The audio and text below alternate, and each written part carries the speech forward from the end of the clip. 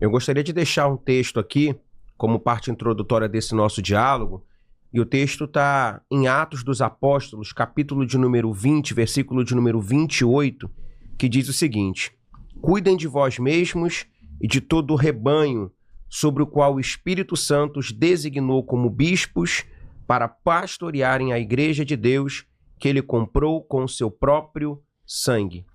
O texto tem relevância aqui, pastor Adriano e pastor Roberto, porque ele começa dizendo: cuidem de vós mesmos. Então o texto está deixando claro que não tem como nós nos dedicarmos somente às ovelhas se antes nós não dedicarmos também às nossas próprias vidas. E hoje nós vivemos um tempo onde os pastores, né, e aí eu enquadro tanto os pastores como as pastoras, eles estão vivendo um tempo onde tudo se encontra nas costas deles. Então é uma dificuldade porque ele tem que lidar com as suas próprias questões, tem que lidar com as questões também dos outros. Ele nunca tem tempo para poder fazer uma separação entre o que é urgente e o que é importante. De você perceber, tudo que vem de fora e que chega às mãos de um pastor é urgente. É um aniversário de alguém, é urgente. É uma visita em um hospital, é urgente. É um membro que não foi para o culto, é urgente. Mas a gente vai deixando as coisas que são importantes de lado, como a família, a saúde física, emocional, principalmente a saúde financeira, porque se o pastor prospera, ele rouba. Se o pastor não prospera, Deus não está com ele. Não tem unção. Não tem unção, não é mesmo? Então, assim, hoje, você cuidar de outras pessoas significa que você primeiro precisa cuidar de si mesmo. Então, baseado nessa questão, eu quero perguntar aqui para o pastor Roberto, né? A primeira questão aqui que a gente quer trabalhar é: de que maneira, pastor, a pressão pelos resultados numéricos pode afetar a saúde espiritual e ministerial do pastor? Perguntamos isso porque hoje qualificamos a igreja de acordo com o número de membros que ela tem. Se a igreja está grande, ela é abençoada. Se a igreja tem poucos membros, Deus não está ali, ou o pastor não tem feito o trabalho da forma que deveria ser feito, está sem visão, né? Qual é a sua visão acerca desse tema? Então, pastor, como eu disse na minha apresentação, eu gosto muito de buscar uma direção, avaliar resultados à luz da Bíblia. Sim. E à luz da Bíblia eu fico em paz, porque o que o senhor falou é uma verdade.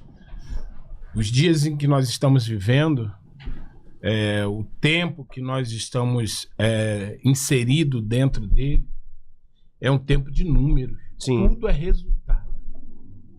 Devido, talvez, a liberação tão grande de números através da internet, através engajamentos.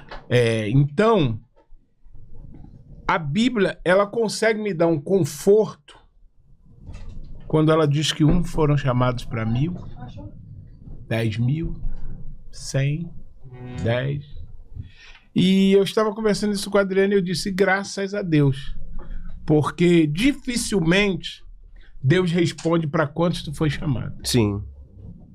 Sim. Então a gente faz a obra, que venham 1.000, que venham 10.000, que venham 100.000, mas que os 10 sejam eficientes, que os 100 sejam um bom número, para que não haja frustração. Sim. Eu fiz essa pergunta porque geralmente, e às vezes a gente acaba caindo nesse mesmo defeito, né? A gente passa na frente de algumas igrejas e a primeira coisa que nós olhamos é o número de cadeiras que estão ocupadas. E mesmo que intencionalmente venha à nossa mente: coitado do pastor. E eu já vivi isso, né? Então vamos lá. Vamos lá. Quando nós inauguramos a Pison, nós ganhamos 100 cadeiras da Pison Nilópolis. Na primeira semana não deu. Fui lá e pedi mais 50. Ele falou: essas 50 é emprestada. Falei: tá bom, 150. Não deu. O que eu fiz? Comprei mais 50. Isso 2, 3, 4 meses, 5 meses. Com 1 ano, eu chamei o conselho da igreja, nos reuni e falei, podemos doar 50 cadeiras para uma igreja? Por quê? Porque o que aconteceu? A expectativa que foi criada em mim, eu ainda não tinha vivido. Que uma igreja que não tem um nome tão tradicional, que parece que até hoje isso influi, Sim. ela é uma igreja que ela causa curiosidade. Então, chegaram rápido 200 curiosos. Rápido chegou 200 curiosos. Até mais. Até mais. Até mais. Mas a curiosidade, quando ela é alcançada assim, dentro da minha expectativa, eu tô muito curioso que quando eu chegar ali, aquela igreja é assim. E quando chegar lá e ver que não é, aí a gente já doa até cadeira. Já doou até cadeira. Já E doou hoje até cadeira. existem até sistemas, né? Para que você possa implementar dentro da igreja e com isso agarinhar pessoas, números. E aí parece que cada líder tem a responsabilidade de gerar uma determinada quantidade de líderes e uma outra quantidade de líderes a fim de proporcionar para aquela determinada congregação números. E por vezes líderes estão sendo assassinados por si mesmos porque ainda não identificaram que o sistema que traz números não está preocupado com a capacidade que ele, pastor, ele, pessoa, tem de lidar com tamanha responsabilidade. E aí você observa muitos pastores pressionados, muitos pastores desorientados. E o confronto bíblico, né?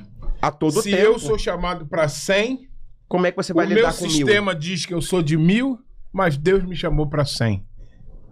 Como é que eu vou viver em paz com Deus? Isso aí. Ou como é que eu vou viver em paz com o meu sistema? Uma coisa é Sim. você se preparar, você se estruturar, você estudar, você se formar, você buscar experiências para liderar 100 e Deus te enviar 1000. Sim. E aí Outra coisa é o contrário. Tu tá ali naquela ansiedade, não, eu sou preparado, sou grandão para 1000. Mas Deus te chamou para 100. Aí o montão tá se frustrando. Sim.